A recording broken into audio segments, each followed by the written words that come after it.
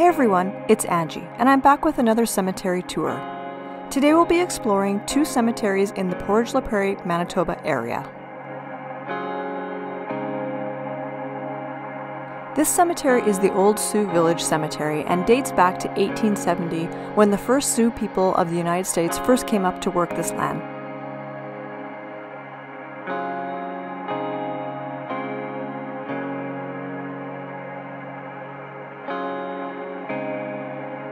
At the far end of the cemetery, there's a stone monument that remembers those that first passed. However, that day I was unable to go anywhere near. There was a group of people who were mourning, and I did not want to disturb them.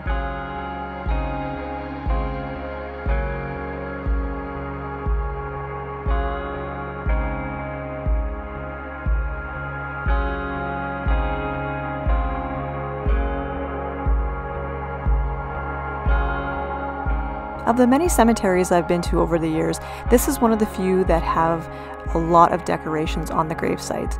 The only other cemetery I can think of that has just as many was Lake of the Woods in Kenora, Ontario. And if you haven't seen that video, you can check it out. I'll put the link above.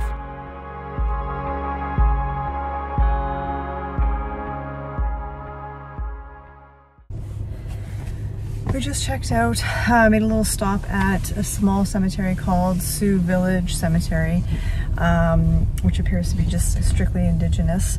We got to do a little bit of filming.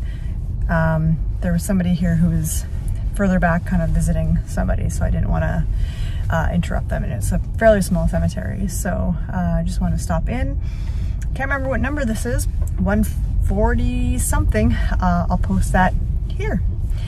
And now we're gonna head to hopefully another cemetery. Can't remember the name, but we will go check it out and see what we see. All right, we are at the Manitoba Developmental Center Cemetery, MDC for short. This is a cemetery I've also been to before, but never filmed. So I'm just checking this one out again to see what we have here. I know that the Manitoba Development Center Cemetery means something. I can't recall what it is, so I'm gonna see if I can find some information. They've got a few different plaques around here, and I'll find out what exactly that means, because I'm not sure. There's a really cool gate here, so I'm gonna stop this and turn us around.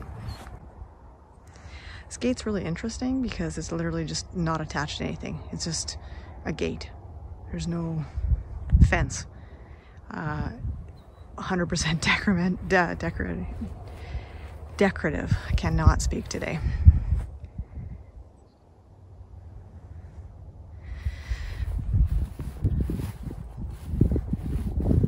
This says tree dedication. So I'm assuming it's the trees that surround here, but I'm not really sure. I do remember that this cemetery was very windy the last time I was here. I'm not sure if you'll be able to hear me at all. I really need to get myself a mic because the prairies are windy.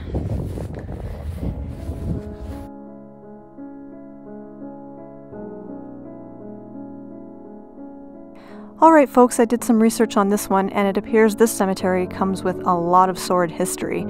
The Manitoba Developmental Center was established in around 1890, originally called the Home for Incurables, or I also saw Manitoba School for Defectives, both of which are obviously not politically correct names, and obviously they were rebranded to the Manitoba Developmental Center. This was appears to be a home for people with any type of disability, but it also back in the day was used for those who were poor.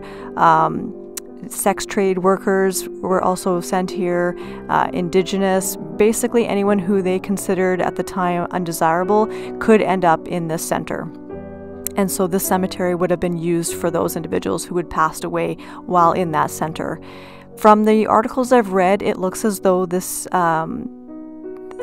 because it is still active today, some of the residents filed a lawsuit claiming abuse, both sexual and physical in nature, and it appears as though they actually have won, or at least the government has agreed to decommission this center.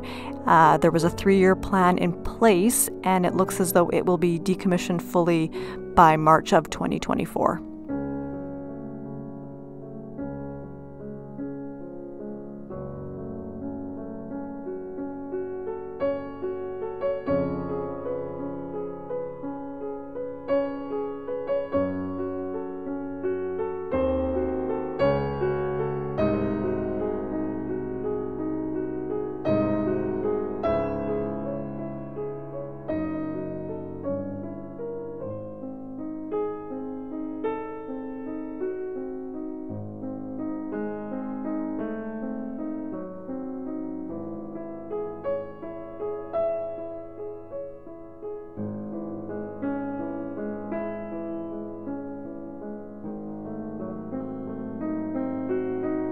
Due to the nature of the center and the cemetery, I would suspect that is why there's not a lot of headstones here. I'm assuming they are a lot of unmarked graves. I couldn't find much information about it. I'm assuming they're all individually buried and it's not a mass grave situation. But yeah, there's just not a lot of markers, and I would assume anyone who did have a marker was probably had family who paid for it, because I really don't think that the center did. There are headstone-like monuments throughout the cemetery that list names, and I can assume that that would be just what the center would do. They would just put those individual names on that kind of monument, as opposed to an individual marker.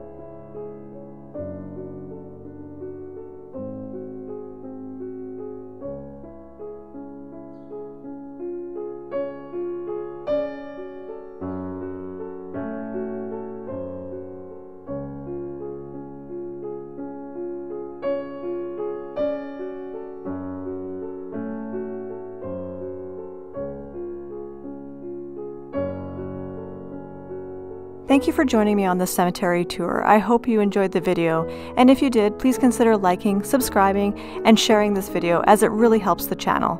But until next time, take care, and I'll see you soon.